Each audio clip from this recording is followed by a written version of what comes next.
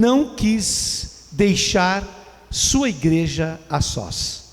Ele prosseguiu por 40 dias, nos diz São Lucas, preparando os corações, as mentes dos seus discípulos, dos seus apóstolos, para quando ele se ausentasse fisicamente da presença deles. E quando você está para morrer, ou quando você está para se despedir, geralmente as palavras que a gente profere são palavras muito importantes. As palavras mais decisivas que um ser humano profere são justamente aquelas palavras da sua despedida, dos seus últimos momentos. Inclusive, tem pais de família que não morrem, não entregam o espírito enquanto não chega o último filho, a última filha para vê-lo. Eu já presenciei muito isso. A pessoa estava desenganada, já deveria ter falecido há uns 2 dias, mas enquanto não chegou o último filho ou a última filha, aquela pessoa não entregou o seu espírito, não se despediu, não partiu. Por quê? Repito, aquilo que a gente fala, aquilo que a gente diz, por último na vida, é o mais determinante. Então agora, vamos saber o que é que Cristo nos disse nos momentos finais de sua existência nessa terra. Muita atenção agora. Quais foram as últimas palavras? Quais foram os últimos desejos de nosso Senhor Jesus Cristo? Olhando o Evangelho de hoje, ele diz assim: o Cristo sofrerá, ressuscitará dos mortos ao 3º dia, no seu nome serão anunciados a conversão e o perdão dos pecados a todas as nações, começando por Jerusalém, e vós sereis testemunhas de tudo isso. Eu enviarei sobre vós aquele que meu Pai prometeu. Tal. Essas são as últimas palavras. E aqui está uma síntese, aqui está um resumo, um extrato do que há de mais importante que Jesus Cristo quis nos dizer. Eu vou ajudar vocês a entender isso. A primeira coisa, Cristo não esquece que Ele é o crucificado. Cristo não foge da cruz. O primeiro perigo, prestem atenção, o primeiro perigo, a primeira grande tentação que a nossa igreja correu, desde os primórdios, desde os primeiros momentos, depois da partida de Cristo, foi se esquecer da cruz. A cruz era um escândalo, era um fato tão feio, tão triste, tão tenebroso, que a igreja no início sentiu dificuldades de pregar que o Filho de Deus que veio a esta terra, o Rei do Universo, tinha tido o seu fim no madeiro, na cruz. Porque no livro do Deuteronômio estava escrito: maldito todo aquele que perecer no madeiro. Maldito todo aquele que perecer no madeiro. Então Jesus era um maldito na sociedade judaica, por ter morrido na cruz. Se a gente se esquecer desse fato, a nossa igreja se torna uma igreja do oba-oba, do aleluia, uma igreja que não leva a lugar nenhum.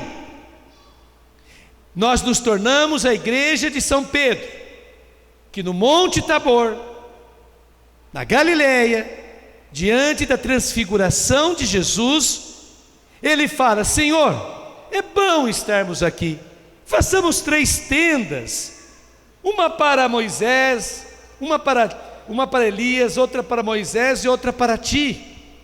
Façamos aqui 3, vamos ficar nessa glória, vamos ficar aqui envolvidos por essa nuvem, vamos ficar aqui nesse lugar de tranquilidade, conforto e comodidade. Para que descer dessa montanha, diz Pedro para Jesus.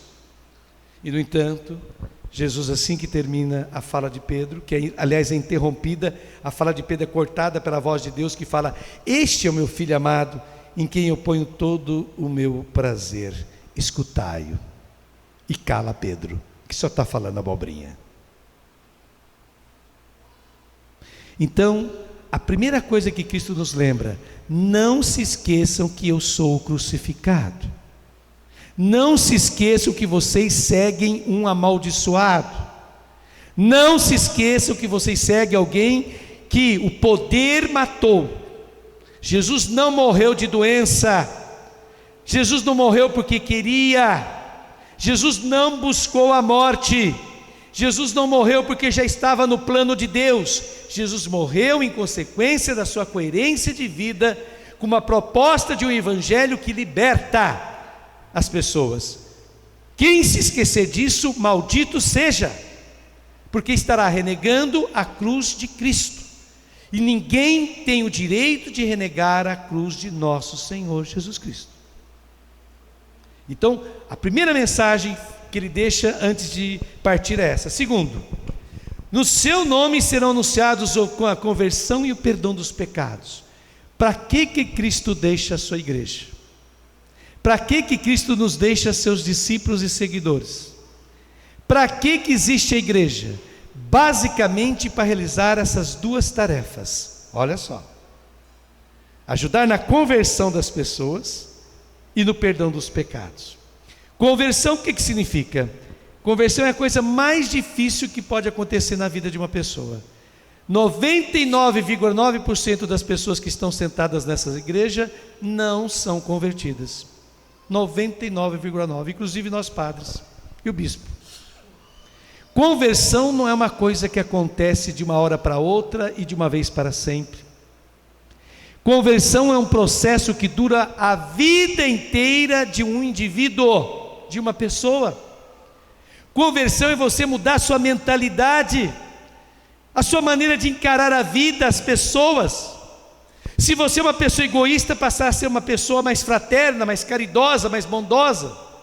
Se você é um machista, é você ser uma pessoa que passa a valorizar mais a mulher. Se você é uma pessoa que destrói a natureza, ser uma pessoa que cuida dessa casa que Deus deixou para todos nós, e que a gente não sabe cuidar, só sabe explorar e tirar riquezas, porque o que importa para a grande maioria das pessoas é terem muita coisa no bolso, infelizmente. Conversão significa você mudar a sua maneira de encarar a vida. Conversão significa a sua maneira de viver, respeitar mais as pessoas, amar mais as pessoas. Nós estamos, por exemplo, vivendo no Brasil hoje em que a população está envelhecendo rapidamente. O que eu como padre já vi de idosos abandonados no fundo de uma casa, numa edícula, esquecidos, cheirando a urina, a fezes, filhos que mal e mal visitam seus pais idosos. Tem um provérbio que vocês devem conhecer: um pai e uma mãe cuidam, educam de 10 filhos, 10 filhos não educam, não cuidam de um pai. Quantas vezes o peso de cuidar do pai e da mãe recai só sobre um ou dois dos filhos, e os demais cruzam seus braços, e ainda vem a igreja comungar, ainda vem aqui colocar um joelhinho bonitinho no chãozinho da catedral. O que adianta isso, seus hipócritas? Se você deixa o seu pai, sua mãe, que deu tudo para você, lá abandonado no fundo de um quintal, no último quartinho da sua casa, o que adianta, hipócrita, você vir à igreja se você não é uma pessoa que cuida de quem te cuidou? Então não me venha dizer que você é católico, não me venha dizer que você é cristão, não me venha dizer que você é convertido. Você não é nada, você é um nada. Se você não cuida da pessoa que te cuidou, você vai cuidar de quem? E os matrimônios hoje em dia, que pouca vergonha! Por qualquer motivo hoje os casais se separam, ninguém mais tem paciência, ninguém mais tem tolerância com os outros, com os defeitos dos outros. Não existe príncipe encantado, não existe princesa, não existe gente perfeita. Quando eu me uno a uma pessoa, eu tenho que estar disposto a aguentar o que ela é. Por isso que precisa namorar e conhecer bem. Mas hoje os jovens nem mais querem se casar, nem mais querem se unir a ninguém. Por quê? Isso é muita responsabilidade. Sabe por quê? Porque as pessoas não querem deixar de ser o que são. Ninguém quer ceder em nada, ninguém quer mudar um milímetro. E o que dizer da educação dos nossos filhos hoje? Eu sempre digo para os pais e mães: você quer conhecer o seu filho? Você quer conhecer o seu anjinho que você protege tanto, que você bajula tanto, que você dá tudo para ele e para ela? Eu cresci sem ganhar nem um terço daquilo que eu queria da minha mãe. Cresci sem pai. Meu pai foi assassinado quando eu tinha 34 anos. Ele foi o primeiro promotor da comarca recém-instalada de Rondonópolis, Mato Grosso, que hoje é a segunda cidade do estado. Foi morto porque era um homem justo, não se vendia. Era promotor, pôs muita gente na cadeia, graças a Deus. Pôs muita gente ruim para pastar na vida. Mas infelizmente a gente vive num mundo que quem faz o mal recebe placa de homenagem, recebe estátuas. Nós estamos num mundo em que você é pilantra, assassino, e você ainda acha que vai para o céu, que é temente a Deus, porque usa um crucifixo no peito, porque tem uma Nossa Senhora no carro ou na casa. Você está enganadíssimo. Se você não se converter, se você não mudar o seu estilo de vida a partir de hoje, salvação você não tem, meu irmão. Perto de Deus só ficam as pessoas boas, que amam, que não são egoístas, que não são violentas, que são bondosas. E Jesus Cristo acredita na gente. Jesus Cristo crê no ser humano, tanto que ele fala de conversão. Se ele não acreditasse que nós podemos mudar, ele não teria dito isso. E a segunda notícia que ele dá: vocês têm que perdoar os pecados. Porque nós vivemos numa sociedade, gente, que todo mundo quer fazer a gente ficar com a consciência pesada. Todo mundo quer pôr defeito na gente. Todo mundo só nos critica. Todo mundo só nos aponta o dedo para falar mal de nós. Vocês já perceberam isso? Nós vivemos num mundo que pouca gente abençoa. Abençoar significa dizer bem. Cristo, na primeira leitura, abençoa os seus discípulos, né? Não, é aqui mesmo, no Evangelho. A última coisa que ele faz é abençoar os seus discípulos antes de partir.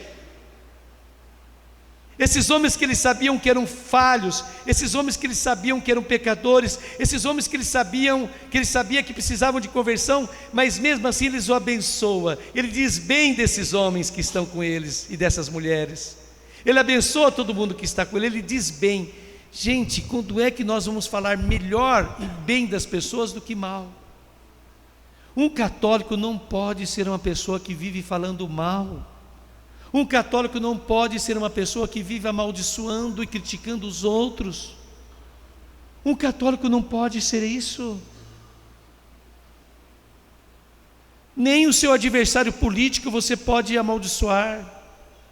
Nem a pessoa que te fez mal você pode amaldiçoar. Cristo falou que a gente tem que rezar pelos nossos inimigos, fazer bem a quem nos persegue. E nós não fazemos nada disso, gente. Que tipo de cristãos nós somos, se nós somos os primeiros a falarmos mal dos outros, a criticarmos os outros, a desejarmos o mal aos outros, porque eles nos fizeram alguma coisa ruim, ou porque a gente não gosta dessa pessoa ou daquela, eu não vou com a cara desse ou daquele outro. Você não tem o direito de ir com um cara ou de deixar de ir com um cara, você tem que amar a todos. Cristão que é cristão ama a todos, indistintamente. Jesus não lhe deu o direito de deixar de amar as pessoas, porque você também é cheio de defeitos, você é cheio de coisas ruins e feias. Quem é você para deixar de amar alguém? E como é que você quer ser amado e amada se você não ama? Hoje não está mais havendo amor, gente. Me diga, vocês veem alguém que ama hoje? Eu não vejo. O que é amar hoje em dia? O que é amar? Então, essas são as últimas palavras de Jesus. E aí ele conclui dizendo: vocês, sereis testemunhas de tudo isso. Ele não quer que a gente seja pessoas de teorias bonitas. Jesus não quer que a gente seja pessoas de discursos bonitos. Jesus não quer que a gente seja doutores, nada disso. Jesus quer que a gente seja testemunha dele. Testemunha é quem vivencia aquilo que conhece. Ele quer que você viva como ele viveu. Ele quer que aonde você esteja, as pessoas que se relacionarem com você sintam que estão diante do Cristo, gente. Você no seu trabalho, na sua escola, na sua família, na sua igreja, você tem que ser uma presença que quem estiver perto de você fala: mas como é gostoso conviver com essa pessoa, como é bom estar do lado dessa pessoa. Essa pessoa é alegre, é feliz, é alta astral, mesmo que ela esteja enfrentando problemas, sempre tem um sorriso no rosto dela, sempre tem esperança. Como é bom estar perto dessa pessoa. Alguém já disse isso para vocês? Como é bom estar perto de você, minha irmã, meu irmão. Como o meu dia melhora quando estou perto de você. Como a minha vida é diferente quando você se aproxima de mim. Eu sinto o dia melhor, eu sinto uma paz superior quando você está comigo. Como é bom você estar comigo. Quando eu te vejo de manhã, indo para o trabalho, meu dia já muda. Porque você é uma pessoa extraordinária, você é uma pessoa sensacional. Gente, que maravilha. Gente, nós católicos podemos transformar esse mundo.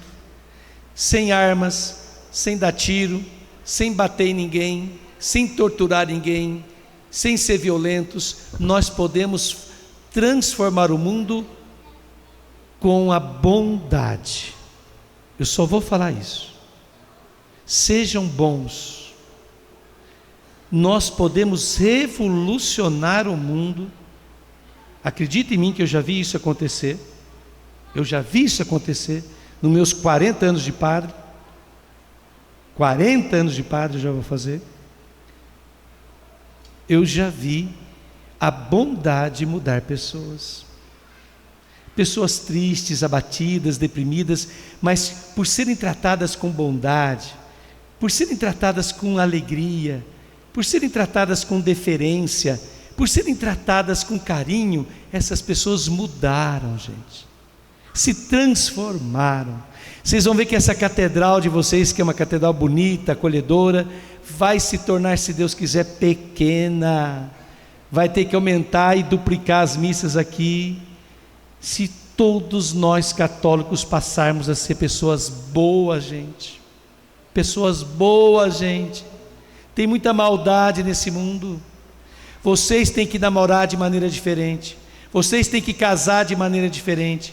Vocês têm que ser patrões diferentes, empregados diferentes, maridos diferentes, esposas diferentes.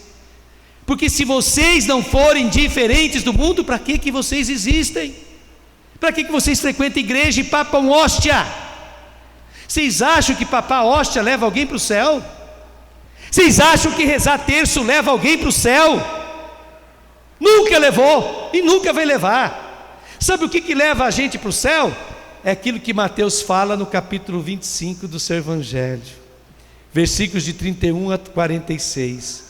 Mateus 25, 31 a 46, gravem, coloque esse texto na porta da geladeira da sua casa. Ali estão os critérios de quem vai se salvar ou não. Eu tive fome e me destes de comer, eu tive sede e me destes de beber, estava nu e me vestistes, eu era estrangeiro e você me acolheu, eu estava na prisão e você me visitou, eu estava doente e você me amparou. Essas são as qualidades que Deus espera, e quem fizer isso é que será salvo. Reze quantos terços você quiser, venha em quantas missas você quiser, mas se você não for uma pessoa que faça isso, que está em Mateus 25, 31 a 46, me desculpe, isso não sou eu que estou falando, Padre Telmo, isso é Jesus. E se você acredita em Jesus, você acredita no Evangelho. E se você crê no Evangelho, você tem que viver o Evangelho. Crer não significa saber que existe. Até o diabo sabe que Deus existe. Até o demo sabe que Deus existe, e nem por isso ele é convertido, e nem por isso ele crê em Deus. Crer é muito mais do que saber. Crer é obedecer. Crer é seguir. Vocês precisam obedecer o Evangelho de nosso Senhor Jesus Cristo, para vocês serem, e agora eu termino com isso, batizados no Espírito Santo. E aqui eu quero fazer um esclarecimento, porque tem muita gente que não entende, não sabe o que é esse bendito batismo no Espírito Santo. O que é o batismo no Espírito Santo? Qual é a diferença do batismo na água e do batismo do Espírito Santo? Vocês sabem dizer, gente?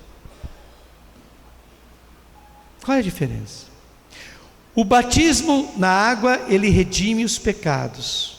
O batismo no Espírito nos dá força para sermos missionários. Quem é batizado no Espírito é missionário. É alguém que vai pelo mundo ajudando na conversão das pessoas, ajudando a perdoar as pessoas, ajudando as pessoas a se tornarem mais bondosas, ajudando as pessoas a se tornarem melhores do que são, acreditando no ser humano. Imediatamente você precisa voltar a ter fé no ser humano. Sabe o que mais a gente escuta hoje no estado de São Paulo? Casais que adotam cachorrinhos e gatinhos porque falam assim: padre, é mais fácil cuidar de um cachorro, de um gato, do que de uma criança. Ótimo. Vocês já pensaram se daqui a pouco não nascer mais crianças no Brasil, quem que nós vamos ter? Cachorros e gatos?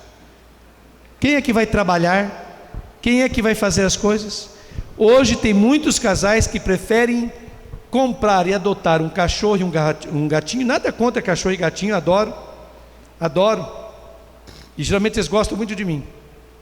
Mas nada contra. O problema é que tem gente que só está querendo ter gatinho e cachorrinho em casa, não quer mais ter filho. Você já pensou se a sua mãe pensasse assim, você estaria aqui hoje? Se seu pai pensasse assim, você estaria aqui hoje? Você se esquece disso, meu jovem? Eu não quero ter filhos, eu quero até casar, mas ter filhos não. É? Então esse casamento já é nulo na raiz.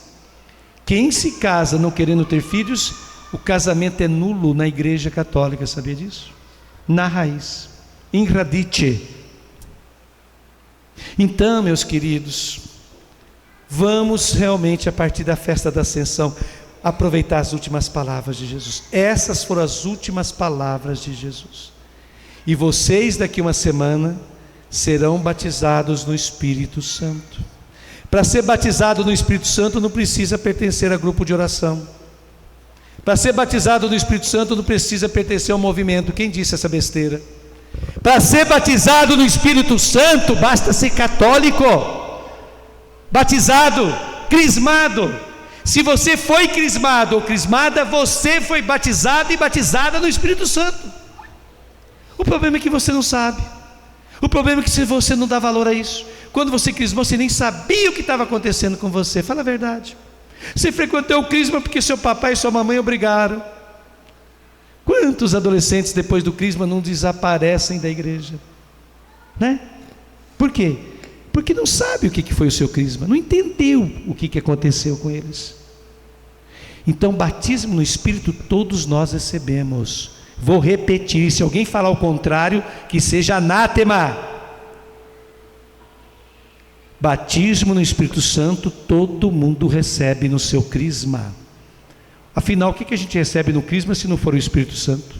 O que você recebe no crisma se não for o Espírito Santo? No crisma todos somos batizados no Espírito Santo. E quem é batizado do Espírito torna-se soldado de Cristo, missionário de Cristo, defensor da igreja, defensor do Cristo, propagador da fé. É isso que Jesus Cristo quer de nós. É fácil? Não é fácil, mas todos nós que estamos aqui vamos nos dar as mãos e apoiar um ao outro. Todos que estamos nessa igreja somos convidados a fazer isso que Jesus, no fim da sua estadia entre nós, nos deixou. Você topa? Você aceita? Então fique de pé e diga amém, mas cuidado para quem vai dizer amém. Se você disser amém, você está concordando com as palavras do Evangelho. Se você disser amém e fizer o contrário, você vai para o inferno. Se você disser amém e não cumprir com isso aqui, você está no mármore do inferno. Amém? Amém. Amém? Amém. Assim seja. Louvado seja nosso Senhor Jesus Cristo. Para sempre seja louvado. Beijo no coração de todos.